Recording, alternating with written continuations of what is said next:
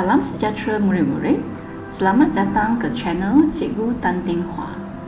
Video ini adalah video untuk menerangkan jenis ayat siri kelima, tip dan soalan. Sudahkah murid-murid menonton siri 1 hingga 4 tentang jenis ayat? Video siri kelima ini sebenarnya adalah sebagai pengukuhan untuk 4 siri sebelum ini. Dalam video ini, Cikgu Tan akan memberikan tip-tip menjawab soalan SPM untuk bahagian tata bahasa jenis ayat. Selain itu, Cikgu Tan juga akan mengemukakan 2 bentuk soalan yang berlainan dalam set A dan set B. Jom kita belajar bersama.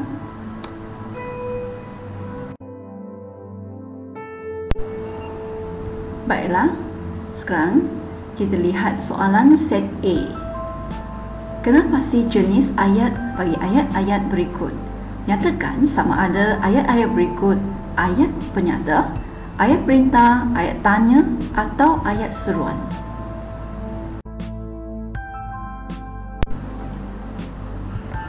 Murid-murid, sebelum menjawab soalan tadi, Cikgu Tan ingin memberikan nota penting untuk 4 jenis ayat yang telah kita belajar dalam 4 siri video sebelum ini.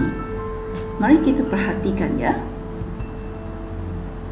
Untuk ayat penyata, ayat ini menyatakan sesuatu hal dan ayat ini ditanda dengan tanda nokta pada akhir ayat. Kedua, ayat perintah. Ayat ini menimbulkan sesuatu tindakan dan ayat ini ditanda dengan tanda nokta pada akhir ayat. Ketiga, ayat tanya.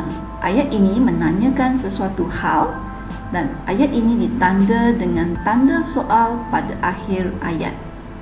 Keempat, ayat seruan. Ayat ini melahirkan perasaan dan ayat ini ditanda dengan tanda seru pada akhir ayat.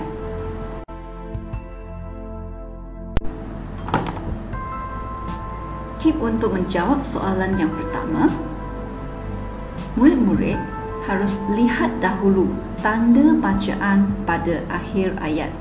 Sama ada tanda bacaan itu ialah tanda tanya, tanda seru ataupun tanda nokta. Jika tanda soal, maka ayat itu ialah ayat tanya. Jika tanda seru, maka ayat itu ialah ayat seruan. Jika tanda nokta, murid-murid boleh tanya soalan, iaitu, adakah saya perlu buat sesuatu? Jika perlu, maka ayat itu ialah ayat perintah. Jika tidak, maka ayat itu ialah ayat penyata. Mari kita perhatikan soalan set A sekali lagi. Kenapa pasti jenis ayat bagi ayat-ayat berikut? Nyatakan sama ada ayat-ayat berikut ayat penyata, ayat perintah, ayat tanya atau ayat seruan.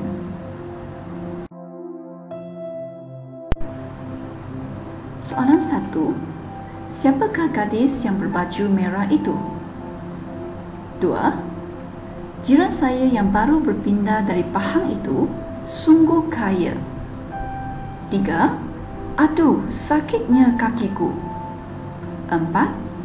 Cikgu Sufi lebih suka makan durian berbanding buah-buahan yang lain. 5. Jangan bising.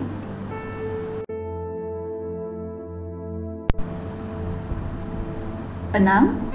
Buka tingkap bilik sebelum anda makan. 7. Layang-layang terputus talinya. 8. Amboi, sedapnya masakan ibu.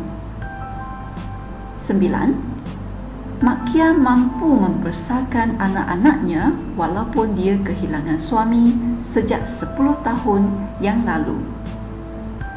10. Saya sungguh kagum dengan kepintarannya.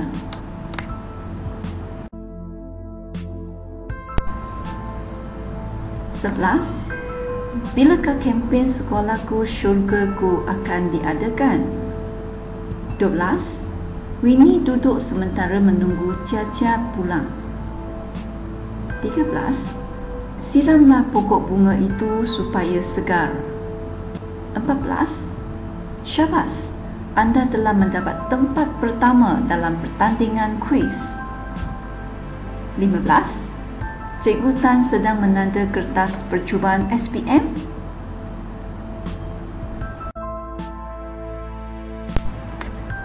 Adakah murid-murid sudah mendapat jawapan? Jom semak jawapan bersama Cikgu Tan.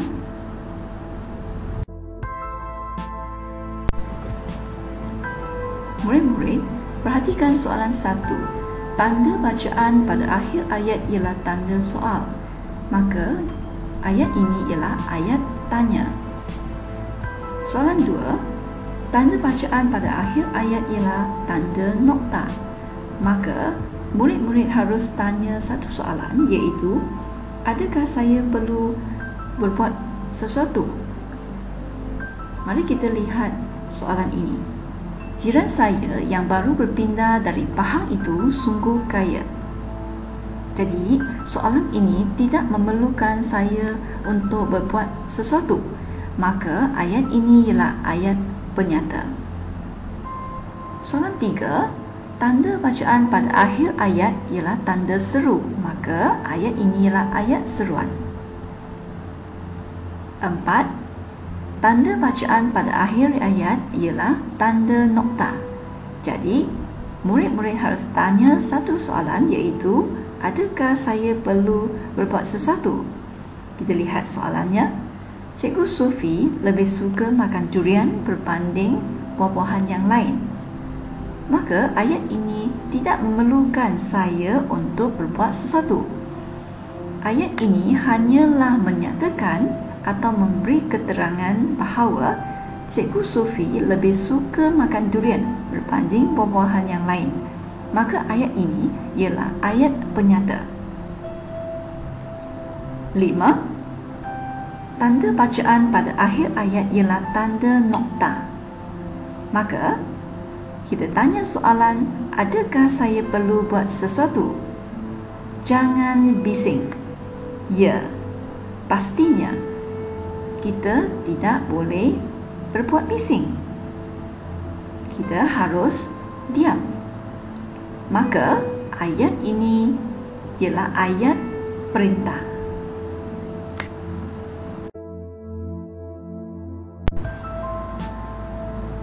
Enam. Tanda bacaan pada akhir ayat ialah tanda nokta. Jadi, murid-murid harus tanya soalan, adakah saya perlu berbuat sesuatu? Mari kita lihat soalannya. Buka tingkap bilik sebelum anda makan. Ya, kita lihat soalan ini. Soalan ini memberi arahan supaya buka tingkap bilik. Maka saya perlu berbuat sesuatu, iaitu saya perlu buka tingkap bilik. Jadi ayat ini ialah ayat perintah. 7. Tanda bacaan pada akhir ayat ialah tanda soal. Maka ayat ini ialah ayat tanya. 8. Tanda bacaan pada akhir ayat ialah tanda seru. Maka ayat ini ialah ayat seruan.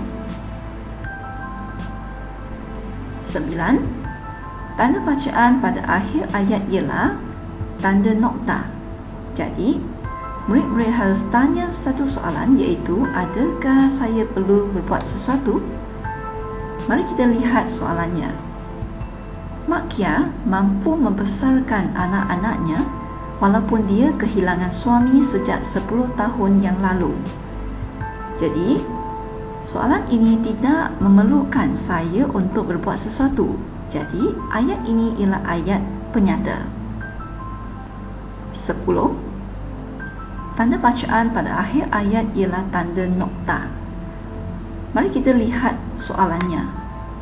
Saya sungguh kagum dengan kepintarannya. Jadi, soalan ini tidak memerlukan saya untuk berbuat sesuatu. Tetapi ayat ini hanya memberi keterangan bahawa saya sungguh kagum dengan kepintarannya. maka ayat ini ialah ayat penyata.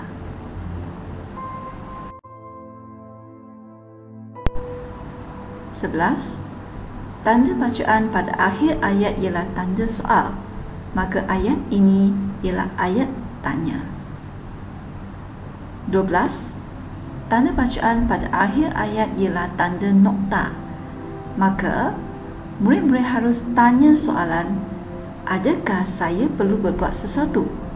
Mari kita lihat soalannya. Winnie duduk sementara menunggu Jaja pulang. Jadi, soalan ini tidak memerlukan saya untuk berbuat sesuatu, tetapi hanya menerangkan atau memberi keterangan bahawa Winnie duduk sementara menunggu Jaja pulang. Maka ayat ini ialah ayat penyata. 13. Tanda bacaan pada akhir ayat ialah tanda nokta. Maka, sama seperti tadi, kita tanya soalan, adakah saya perlu berbuat sesuatu?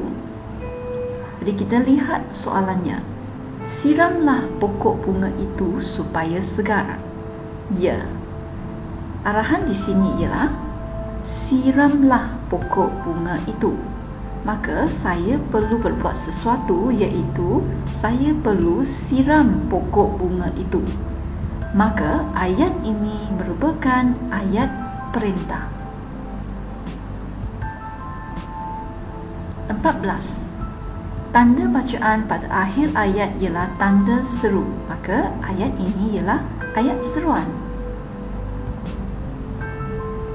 15.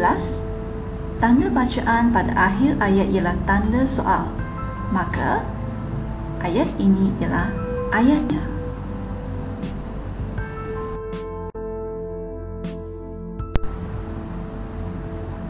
Baiklah murid-murid, sekarang marilah kita lihat bentuk soalan yang kedua dalam soalan set B.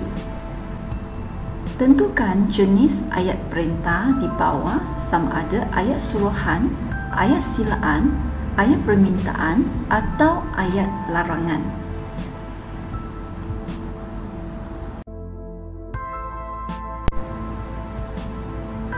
Untuk bahagian ini, Cikgu Tan ada menyediakan nota penting 4 jenis ayat perintah.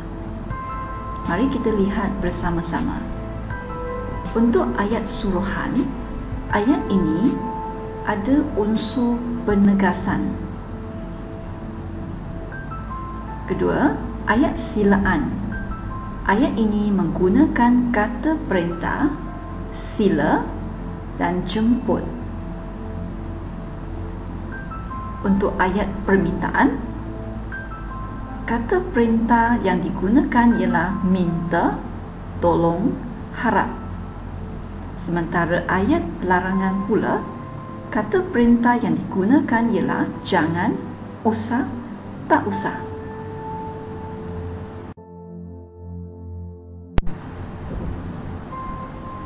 Tip untuk menjawab bentuk soalan yang kedua ialah murid-murid harus lihat dahulu kata perintah yang digunakan dalam ayat. Jika ayat itu ada kata perintah sila dan jemput, maka ayat itu ialah ayat silaan. Jika ayat itu ada kata perintah minta, tolong, harap, maka ayat itu ialah ayat permintaan. Jika ayat itu ada kata perintah jangan, usah, tak usah, maka ayat itu ialah ayat larangan. Jika tiada kata perintah, maka ayat itu merupakan ayat suruhan.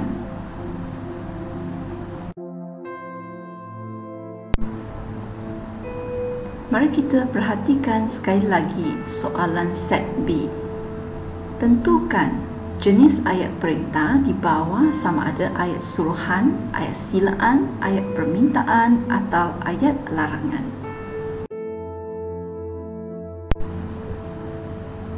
Soalan 1. Minta hadirin sekalian mengambil tempat duduk masing-masing kerana majlis akan bermula sebentar lagi. 2. Sila masuk jika ada urusan. 3. Susun meja dan kerusi di dewan ini. 4. Tak usah kamu menangis di depan saya. 5. Tolong patuhi peraturan sekolah.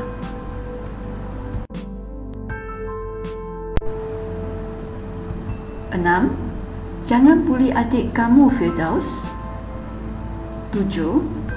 Jemput para pemenang naik ke pentas. 8. Tanggalkan kasut sebelum kamu masuk ke rumahnya. 9. Harap anda dapat bersabar menunggu keputusan yang akan diumumkan nanti. 10. Tumpukan perhatian anda ketika memandu kereta.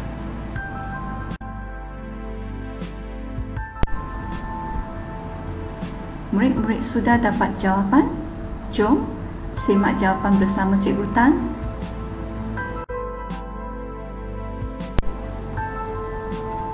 Mari kita lihat jawapan satu persatu. 1. Soalan ini ada kata perintah minta. Maka ayat ini ialah ayat permintaan. 2. Ayat ini ada kata perintah sila. Maka ayat ini ialah ayat silaan. 3. Ayat ini tiada kata perintah dan ada unsur penegasan. Maka ayat ini ialah ayat suruhan. 4. Ayat ini ada kata perintah tak usah. Maka ayat ini ialah ayat larangan. 5. Ayat ini ada kata perintah tolong. Maka ayat ini ialah ayat permintaan.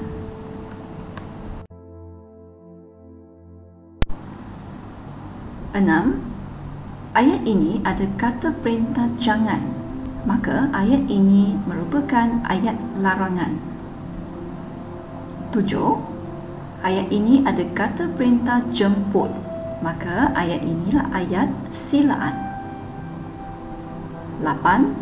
Ayat ini tiada kata perintah dan ada unsur penegasan. Maka ayat ini ialah ayat suruhan.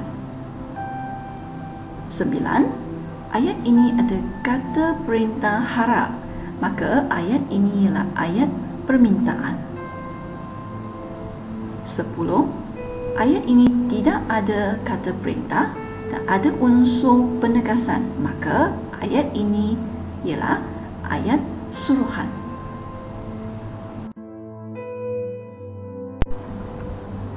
Tanya untuk murid-murid yang berjaya menjawab soalan dengan betul.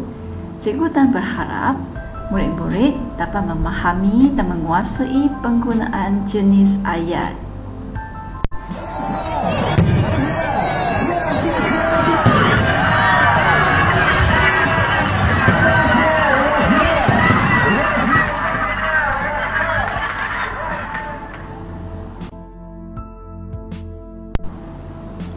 Semoga perkongsian video Cikgu Tan ini memberi manfaat kepada semua murid.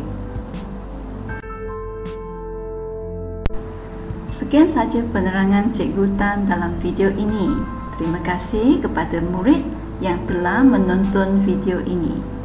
Bagi murid-murid yang belum subscribe channel Cikgu Tan, jangan lupa untuk tekan like, komen, share dan subscribe channel Cikgu sebagai tanda sokongan kepada Cikgu untuk menghasilkan video bahasa Melayu SPM yang lebih menarik dan bermanfaat kepada semua. Sehingga kita berjumpa lagi dalam video yang akan datang. Terima kasih. Bye.